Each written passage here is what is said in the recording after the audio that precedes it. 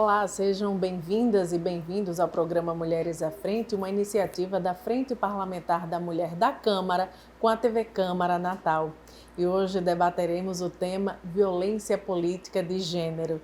E aqui conosco no estúdio a vereadora Júlia Arruda, uma das idealizadoras desse tema, e a doutora Adriana Magalhães, ex-juíza do TRE e advogada. Sejam bem-vindas, a nossa convidada, seja bem-vinda ao nosso programa. Muito obrigada, eu agradeço o convite, digo da enorme satisfação de estar aqui com vocês para debater uma temática tão atual como é a questão da violência política de gênero, ainda mais neste ano, quando teremos eleições municipais. Vereadora, uma sugestão sua esse tema.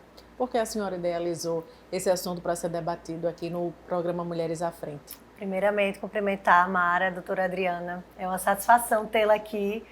Já estávamos aí tentando esse contato, né? Porque a sua presença sempre é muito importante, né? Da forma que você passa, da forma que traz a temática, tem propriedade, conhecimento de causa, e realmente para nós é uma satisfação estar hoje debatendo aqui nesse programa que foi pensado para discutir os diversos temas, a pluralidade da temática do ser mulher, né? Desde a mulher empreendedora, a mulher na cultura, a saúde da mulher, e por que não falarmos também da mulher na política e todas as dificuldades, todas as adversidades que encontramos para que de fato a mulher possa resistir e também ampliar a participação das mulheres nos espaços, né? Nas casas legislativas. Estávamos até falando aqui antes de começar o programa, né, que hoje temos a satisfação de ter uma bancada de 6 vereadoras, e eu posso dizer que eu acompanhei, por ser a mais experiente aqui, com o maior número de mandatos, eu acompanhei também um pouco dessa evolução dos mandatos aqui na Câmara. Quando eu cheguei, não tinha algumas legislaturas que não tinha nenhuma mulher, e aí foram 2 vereadoras, depois 4 vereadoras, depois 6, depois 8. Então, meio que acompanhamos a evolução, e certamente a própria presença dos mandatos femininos estimula que outras mulheres participem. E até porque muitas acham que lugar de mulher não é na política. E a gente tem que dar condições para essas mulheres, uma vez que desperta o interesse de estar participando de um evento, de uma disputa, seja no sindicato, seja numa representação política, né? No caso um partido político, ela possa se sentir confortável, se sentir acolhida e se sentir com chances realmente viáveis de disputar, né? Deixar muitas vezes a dupla, tripla jornada, acumular com a função que exige uma atividade política. E eu também, assim, uma das coisas que me fez despertar para a temática foi que recebi um chamado recentemente do TRE nessa perspectiva de impulsionar cada vez mais o trabalho da ouvidoria. E aí foi a doutora Adriana que foi quem criou a ouvidoria lá no TRE, e aí que podia falar um pouquinho do que é essa ouvidoria, para que serve e como é que nós, até através das nossas experiências, já nos mandatos, enfrentando algumas campanhas, né, podemos também contribuir para o aprimoramento e aperfeiçoamento dessa ferramenta importante que vai ajudar as atuais que estão disputando novamente os cargos, né, nas funções, mas também para aquelas que estão se inserindo agora na política, que muitas vezes chegam, né, sem ter muita noção, e através da ouvidoria também é algo que pode dar esse suporte às mulheres que estão aí pleiteando serem candidatas esse ano. A ouvidoria da mulher, na verdade, ela já veio dentro de uma esteira legislativa que começou lá atrás, sim, na década de 90, buscando estimular e inserir as mulheres ainda mais dentro da política. Então, a primeira lei que tratou do que a gente chama de cota de gênero, que muitas das vezes falam cota feminina, e eu digo, não é a cota feminina, é a cota de gênero, porque eu espero sinceramente que daqui a alguns anos eu ainda estarei viva para ver que, na verdade, nós teremos uma reserva de cota para os homens, porque a maioria dos espaços na política serão ocupados pelas mulheres. Então, lá atrás, ainda na década de 90, houve a aprovação de uma lei que tratava da reserva de uma cota de gênero no percentual de 20%. Esse percentual, então, foi aumentado alguns anos depois para 30%, e ao longo do tempo surgiram várias leis que buscavam justamente isso, que era fomentar a participação feminina na arena política. E o que se observou é que não era apenas necessária a aprovação de leis dentro dessa temática, mas buscar ferramentas que efetivassem esse chamamento e estimulassem as mulheres a entrar para a política.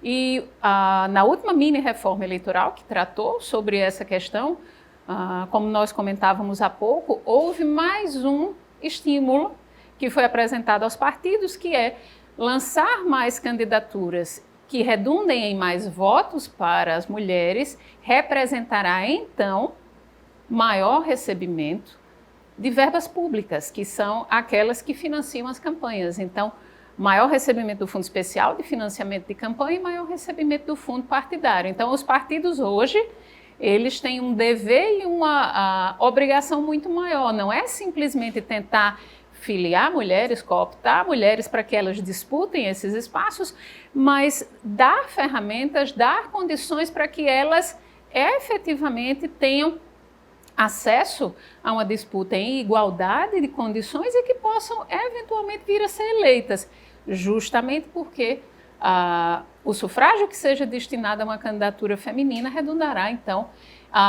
em mais dinheiro público para aquele partido.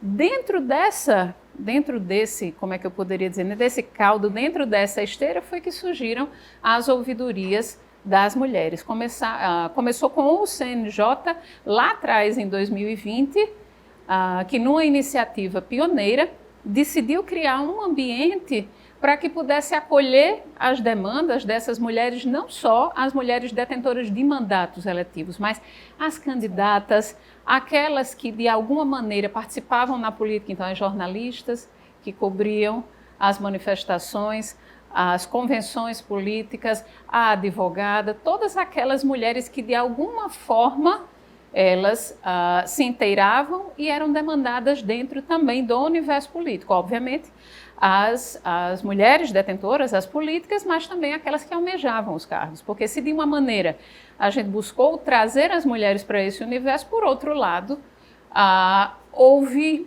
alguma inquietação, houve algum, digamos, um não acatamento por parte de muitos dos homens. Então, raras vezes nós vemos dentro do próprio ambiente das casas legislativas, mulheres que sofrem com embates diretos, mulheres que são tolhidas na hora de falar, elas não podem se expressar, elas sofrem agressões verbais por parte de seus colegas, mulheres que de alguma maneira não conseguem fruir e não conseguem exercer livremente esse direito de atuação política. Então, o CNJ começou em 2020 e aos poucos os demais tribunais do país também buscaram fomentar a criação desses espaços.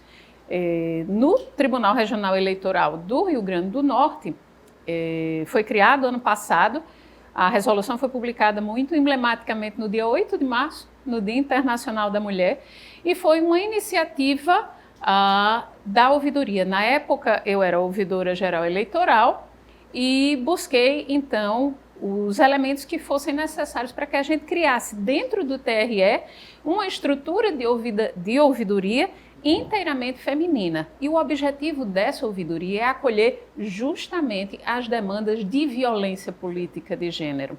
Então, nós trabalhamos essa resolução, ela foi aprovada pelo plenário do Tribunal Regional Eleitoral em 8 de março do ano passado, e logo em seguida nós tivemos capacitação de servidores, nós tivemos eventos para divulgar a existência do órgão da ouvidoria da mulher do Tribunal Regional Eleitoral e para que serviria. Então, a gente queria chegar ao público, não só, como eu disse, as políticas, mas aquelas que almejavam de alguma maneira entrar na política e mostrar que existia aquele espaço de acolhimento. Então, a estrutura hoje continua. Eu fui a primeira ouvidora da mulher. Com a minha saída do Tribunal Regional Eleitoral, a doutora Neise foi nomeada ouvidora e ela permanece hoje no cargo. E nós temos, então, o acolhimento presencial dessas mulheres.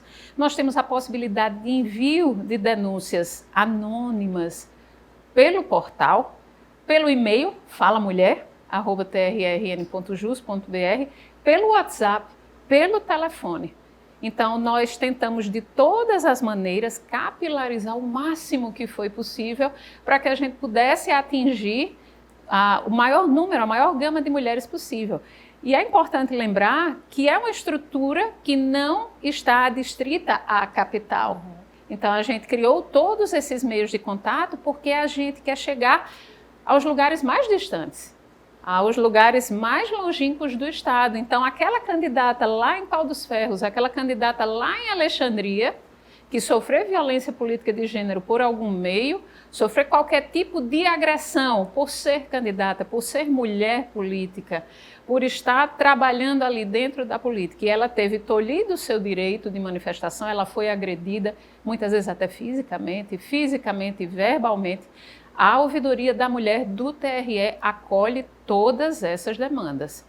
E essas demandas são recepcionadas, são filtradas e, a depender da condução do caso, são então encaminhadas para o Ministério Público Federal, a quem cabe então, se for o caso, aprofundar aquela investigação e tomar as medidas que cada caso requer. Aquelas que podem ser de alguma maneira resolvidas no âmbito do próprio tribunal, serão resolvidas no âmbito do próprio tribunal. Se não, serão encaminhadas para o Ministério Público Federal. E é importante dizer que aquelas mulheres que vêm presencialmente ao tribunal para apresentar qualquer tipo de queixa à ouvidoria da mulher, elas são recepcionadas por servidoras em um ambiente preparado para acolhê-las com exclusividade. Então, são demandas apresentadas por mulheres, recepcionadas por mulheres, tratadas por mulheres, encaminhadas por uma ouvidora, para que elas possam, então, receber o devidamente e ter um desfecho favorável. Doutora Adriana, e quais foram as maiores demandas recebidas pela ouvidoria? Tinha algum caso que era mais recorrente de denúncia? Nós tivemos denúncias na ouvidoria que, inclusive, chegaram ao domínio público, que aquelas que diziam respeito a agressões verbais nas próprias casas legislativas, agressões à figura da mulher detentora do mandato eletivo, e se vê muito.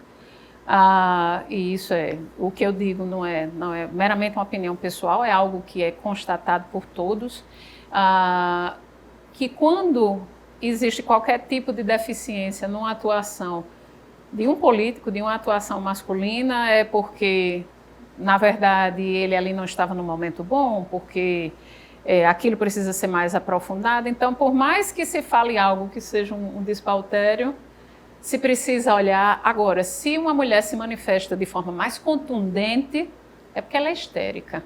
Se ela fala de maneira mais dura, é porque ela é mal amada. Se ela usa um tom de voz mais incisivo, é porque ela é estridente. Então, é muito curioso se notar que todas as afrontas que são direcionadas às mulheres querem atingi-las pessoalmente. Então, na estima, na forma como ela se posta como mulher, na forma de ser mulher, e isso não se vê, por exemplo, quando há um embate que envolva apenas figuras masculinas. A senhora, como parlamentar, eu acho que não tem uma pessoa com mais propriedade para falar sobre isso do que uma vereadora, que, como a senhora falou no início do programa, acompanhou esse aumento da bancada feminina da Câmara. Tem isso até hoje? Isso é muito importante, inclusive, desde a criação da ouvidoria, passados um ano, né, menos de um ano, foi criado em... Foi março. Um pouquinho mais de um ano. Um pouquinho mais de um ano, ela está sempre buscando elementos para aperfeiçoar, e recentemente nós estivemos lá exatamente para passar um pouco dessa nossa experiência, do que é ser mulher, ter já enfrentado um processo eleitoral, do que é ser mulher, ter enfrentado já a vivência no parlamento, que também é um desafio. Eu posso dizer que desde o início eu tinha esse desconfiômetro, né? Mulher, jovem. Quando eu me elegi em 2008, não tinha nenhuma representante que eu pudesse um pouco me inspirar, por exemplo. Tinha a figura de Vilma, de Rosalba, né? Dessas figuras, mas não assim que frequentasse os lugares que eu frequentava, tivesse no ambiente que eu estivesse. Então, eu fui desbravando um universo que ainda era tudo muito novo para mim, e eu escutei, né, palavras sempre atreladas a adjetivos, né, tentando desqualificar, seja porque é filha de, seja porque tem uma aparência de. Então, isso tudo foi muito presente. Então, e eu fui trabalhando também meu psicológico, porque sabia que a partir do momento que eu iria me colocar como candidata, eu tinha que estar preparada para todo esse universo que eu sou publicitária por formação, trabalhava numa agência, outro universo completamente diferente. A partir do momento que você se coloca como uma pessoa pública, você está sujeita a alguns comentários, mas com a clareza que no que se refere à mulher, tinha sempre essa tentativa de desqualificar o trabalho. E eu disse que eu só iria provar o que é que eu estava disposta a fazer com o meu trabalho. Então, para aqueles que não tinham nenhum tipo de expectativa, se surpreenderam positivamente, porque desde o início eu me mostrei comprometida, assumi algumas funções que alguns vereadores de alguns mandatos não queriam assumir naquela época. Então, eu acho que eu tentei desconstruir uma imagem que tentaram me rotular desde o início, entendeu? E também pude adquirir a confiança, o ambiente. Trabalhar com homens nunca foi algo que me intimidasse, porque eu sempre trabalhei com muitos homens na agência que eu trabalhava. Então, sempre tive isso como uma vivência, uma experiência e sempre me impus também. Então, acho que a gente também tem que, desde o início, se impor, né? Colocar os seus pensamentos, colocar a sua forma de pensar e também exigir respeito. E respeitar para ser respeitado também, né? Então, mas é claro, essa é uma pauta que está na agenda do dia.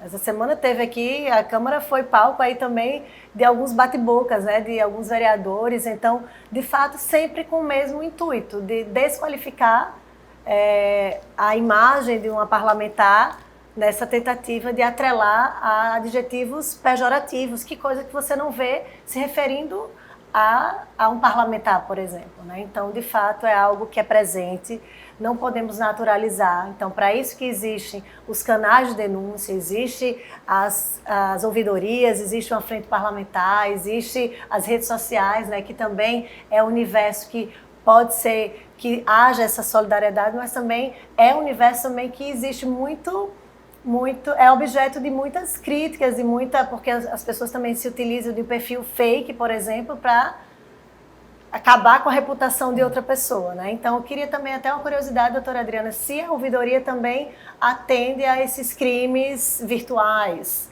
né? Os crimes que dizem respeito à internet, que podem ser identificados, sim. Aqueles que, por exemplo, dizem respeito a perfis fake, impulsionamento ou outras demandas que refujam a competência. Na época em que eu estava lá, o que era que nós fazíamos? Nós recebíamos e encaminhávamos para o Ministério Público Federal para que eles apurassem. Como, por exemplo, eu citei para você o caso do financiamento das candidaturas femininas, que no pleito de 2022 nós recebemos na ouvidoria dezenas de denúncias de mulheres dizendo que não haviam recebido dos seus respectivos partidos o suporte financeiro de que necessitavam para bancar as despesas. A rigor, essa não é uma matéria que trate, por exemplo, de violência política de gênero. Então, a rigor, refugiria a competência da ouvidoria da mulher do tribunal. Mas nenhuma das demandas acabou ficando sem tratamento. Então, seria mais ou menos a mesma situação que nós veríamos nesse caso de perfis fake. Embora não fosse uma atribuição direta da ouvidoria, tudo era recepcionado e encaminhado para que se tivesse uma solução, seja ali no âmbito do nosso tribunal, seja então por meio de um procedimento no Ministério Público Federal. Eu sempre tive isso como norte ali dentro. Qualquer mulher que chegasse com qualquer tipo de demanda, até mesmo aquelas que não dissessem respeito à violência política de gênero, mas violência pura e simples, a gente encaminharia então para a ouvidoria do Tribunal de Justiça, para a ouvidoria do próprio Ministério Público Estadual, que trataria de maneira muito específica dessas questões de agressão, que não fossem agressões verbais atreladas à política, mas eu acho que o norte da ouvidoria do TRE sempre foi esse, não deixar nada sem acolhimento e sem tratamento. E eu tenho certeza que essa é a política que continua sendo conduzida. E bem recentemente, como a senhora comentou, o tribunal promoveu um encontro convidando as mulheres que eram detentoras de mandatos eletivos, aquelas que pretendiam eventualmente disputar, para apresentar a estrutura da ouvidoria, dizer a que servia aquela estrutura, como poderiam ser feitas as denúncias, qual a maneira de acessar o portal. Então, o tribunal tem buscado, de fato, e isso é louvável, estar cada vez mais próximo das mulheres, das cidadãs, das candidatas, das pré-candidatas, das que são detentoras de mandato. Então, isso é de fato algo que se deve aplaudir. Isso eu falo também, só complementando, a importância da representatividade. Não é à toa que uma juíza que estava à frente dessa função, juiz eleitoral, que criou uma ouvidoria. Né? Certamente alguns projetos que aqui foram gestados aqui na Câmara, se não tivesse a presença de um mandato feminino, certamente não teria ido para frente, não teria virado uma política pública. Porque eu sempre falo que mais mulheres na política significa também mais política pública para as mulheres. A questão da dignidade menstrual, a luta pela vaga das creches, a violência contra as mulheres, né? Então são pautas que nós mulheres entendemos, né, a complexidade do ser mulher e certamente pautamos os nossos mandatos. E eu digo muito, não basta ser mulher. Essa semana nós escutamos aí com muita perplexidade uma fala de uma deputada que viralizou, falando do machismo, que fazia solenidade só de macho. Então, assim, é algo que realmente nos choca, né? Porque contraria toda essa luta histórica das mulheres, né? Pelo empoderamento feminino, pela participação das mulheres nos espaços de poder, para que a voz da mulher seja ouvida, para que a voz das mulheres sejam legitimadas. Então, de fato, não basta ser mulher, tem que ser mulher comprometida. E certamente esses momentos de ouvidorias, de frentes parlamentares, fala muito dessa questão da representatividade, né? Então, extremamente importante. E um dado interessante que eu trago para a nossa reflexão, inclusive eu faço a citação desse dado em um dos meus livros, é que quando há mulheres ocupando espaços dentro da política, isso é provado por meio de estudos, há uma maior evolução legislativa dentro de áreas como educação e saúde. Quando há maior representatividade masculina, há maior ênfase dentro da área de infraestrutura e finanças. Sim. Então, a gente sabe que quando a mulher ocupa aquele espaço, como eu digo sempre, que de direito lhe pertence, porque se a gente quer falar em democracia representativa, a gente tem que falar em democracia representativa com divisão igualitária dos espaços. Porque se não há pluralidade de vozes, se não há uma divisão igualitária, eu não tenho como falar em democracia efetiva. Então, a representatividade plural, ela pressupõe tudo isso. A ocupação de espaços igualitários por homens e mulheres, cada um com a sua voz. Doutora Adriana, eu falei no início do programa que ela é advogada, ela é juíza do TRE, falou que é ouvidora geral do TRE, da Ouvidoria da Mulher, mas ela também é escritora, acabou de falar de um livro, é palestrante também. Me fala mais um pouquinho sobre um desses livros que a senhora escreveu, fazendo recorte por todo o estado, com muitos dados.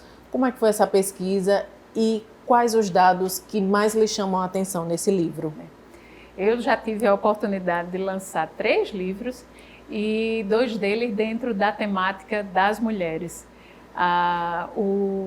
Em maio do ano passado, e nós lançamos por meio de uma editora nacional, a Lumen Iuris, nós lançamos Mulheres no Controle Externo, que era uma coletânea de artigos que tratavam das mulheres com atuação justamente dentro dos tribunais de contas do Brasil inteiro. Então foi uma obra muito bonita, foi uma homenagem ao centenário de Lindalva Torquato Fernandes, que é a avó do meu marido, e que foi a primeira ministra de Contas do Brasil, em 1953.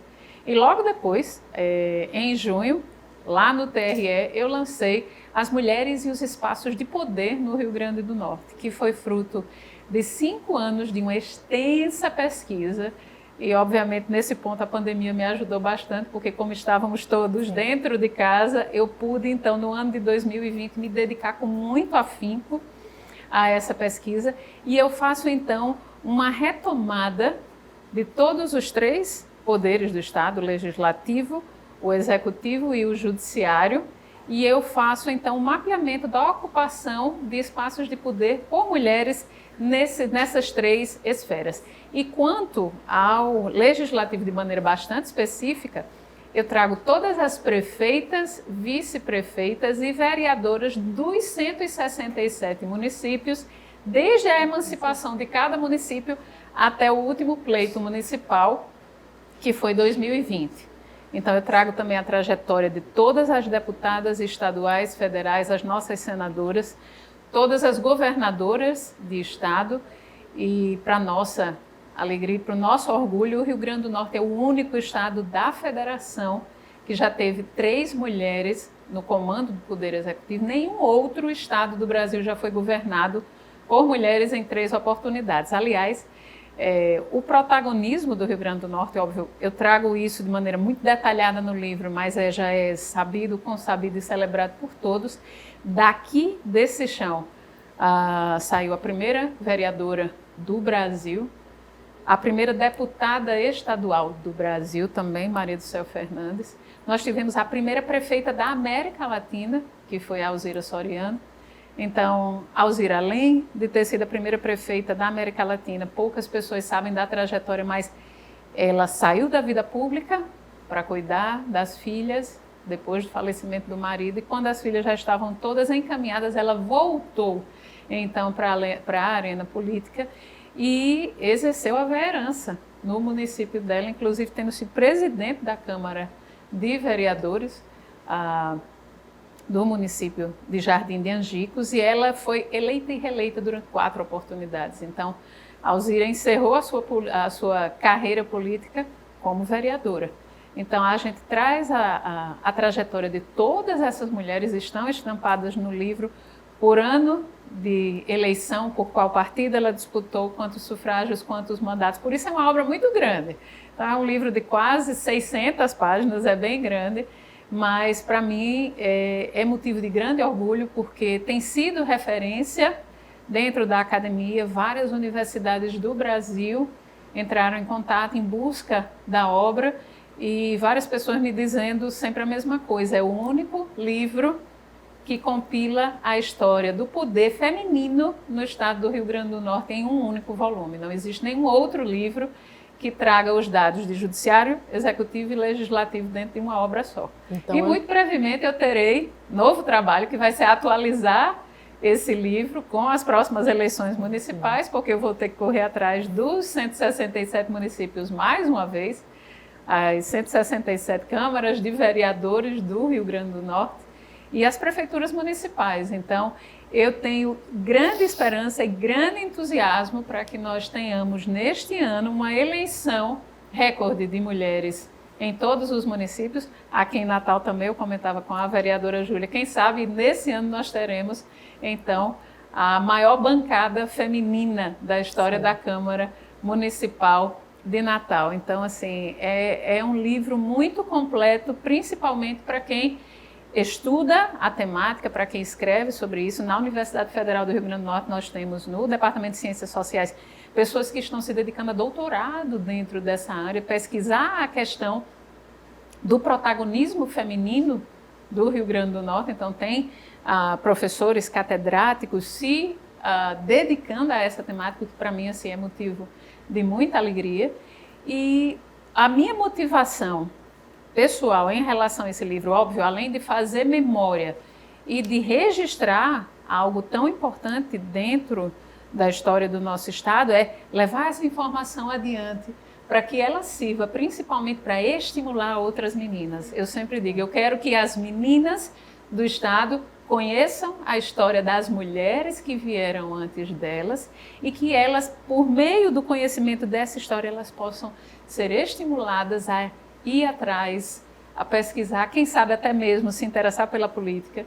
Eu tenho tido a oportunidade de andar por várias escolas públicas e eu digo sempre à minha audiência, quem sabe eu não estou olhando aqui para a futura governadora do estado do Rio Grande do Norte. Quem sabe entre vocês não há uma futura deputada federal, uma futura senadora da República. E eu vejo que os olhos delas brilham quando eu falo isso. Eu digo, quem sabe daqui não sairá a futura prefeita de Natal. Então eu vejo que isso estimula, isso traz ânimo novo. Então eu consegui, ano passado, por meio de 2 patrocínios, fazer uma segunda tiragem do livro. A primeira tiragem esgotou no dia seguinte ao lançamento. Então foi assim uma coisa bem estrondosa, nem eu esperava isso. Lá no TRE foi assim algo tremendo, porque passaram mais de 1.000 pessoas pelo plenário ali do TRE, pelo átrio do TRE, e eu muito timidamente tinha mandado fazer 400 cópias na primeira tiragem e no dia seguinte ao lançamento não tinha mais nada, então foi tudo embora. E nessa segunda tiragem, que chegou agora próximo dos 1.000 exemplares, eu estou destinando gratuitamente às bibliotecas de todas as escolas da rede municipal da cidade de Natal e do estado. Então, aquelas prefeituras do interior que têm entrado em contato, eu tenho enviado, mas o meu foco, já que eu tenho pouco mais de 200 livros para distribuir, tem sido realmente as escolas da rede pública da nossa cidade. Eu tive a oportunidade de encaminhar também para algumas escolas particulares, para a Biblioteca Câmara Cascudo, então alguns outros locais que entraram em contato e solicitaram uma cópia do livro, eu então disponibilizei. E continuo agora ainda nessa tarefa de colocar a informação adiante, passar a informação adiante, porque apenas por esse meio, passando a informação adiante, que a gente vai ver que há fortalecimento. O conhecimento traz poder. Doutora Adriana, para a gente finalizar a nossa entrevista, estamos em uma corrida eleitoral, né? Brevemente será realizada o pleito municipal. E qual observação a senhora poderia fazer para as candidatas, enquanto candidatas nessa corrida eleitoral e após eleitas, para combater essa violência política de gênero? O calendário eleitoral já está correndo, né? Então, os prazos a janela partidária, então, assim, várias datas do calendário eleitoral já passaram. A gente está continuando andando com o calendário. Então, o que eu diria para as mulheres que hoje são candidatas é: procurem conhecer um pouco da legislação eleitoral, principalmente das resoluções que o TSE aprovou para o pleito desse ano. Há muitas boas novidades, então não é algo difícil de se compreender. Então, o TSE, esse ano, por meio de uma resolução, vai obrigar, então, os entes partidários a divulgar aquilo que foi destinado do ponto de vista financeiro para as candidaturas femininas. Então, estar atenta às movimentações do seu partido, procurar saber quais são os seus direitos enquanto candidato. E outra coisa, buscar viabilizar de fato a sua candidatura, porque no último pleito de 2022, isso foi um assunto recorrente dentro do TSE, a questão das candidaturas laranja. Então, não permitir que isso aconteça, não se submeter a esse tipo de coisa, porque no final das contas há desgaste, há contas a prestar com a justiça e você não tem nada a acrescentar na sua vida, muito menos até do ponto de vista financeiro, como a gente viu, cooptação de mulheres para serem candidatas apenas para cumprir aquela cota, a cota de gênero que é exigida de cada partido. Então, não se submeta. Se você de fato sente que você tem pretensões, você tem aspiração à política, entre na candidatura de uma maneira séria, procure viabilizar o seu nome, apresente suas propostas e principalmente conheça os seus direitos. E como eu lhe disse, eu tenho muita esperança e muito entusiasmo para que nesse ano de 2024 nós tenhamos uma votação recorde para mulheres. Assim temos também. Agradeço, doutora Adriana, pela sua participação. Vereadora Júlia, obrigada mais uma vez aqui conosco. Eu que agradeço, Mara, agradeço a doutora Adriana, sempre muito enriquecedora a sua fala, a sua contribuição, que possamos aí utilizar os nossos canais de denúncia, né, para não naturalizar e normalizar os primeiros ataques que chegam, que muitas vezes querem desistir, né, que a gente possa ficar firme para continuar essa nossa luta. E é isso, a representação é importante. Mais mulheres na política significa mais política pública para a mulher e que a gente possa aí, quem sabe, ampliar a nossa bancada feminina aqui na Câmara e nas câmaras legislativas como um todo. Muito obrigada.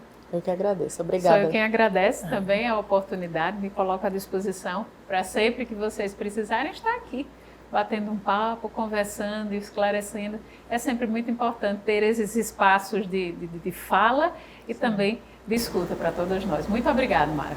Agradeço a vocês duas, agradeço também a sua companhia e até a próxima edição do programa Mulheres à Frente.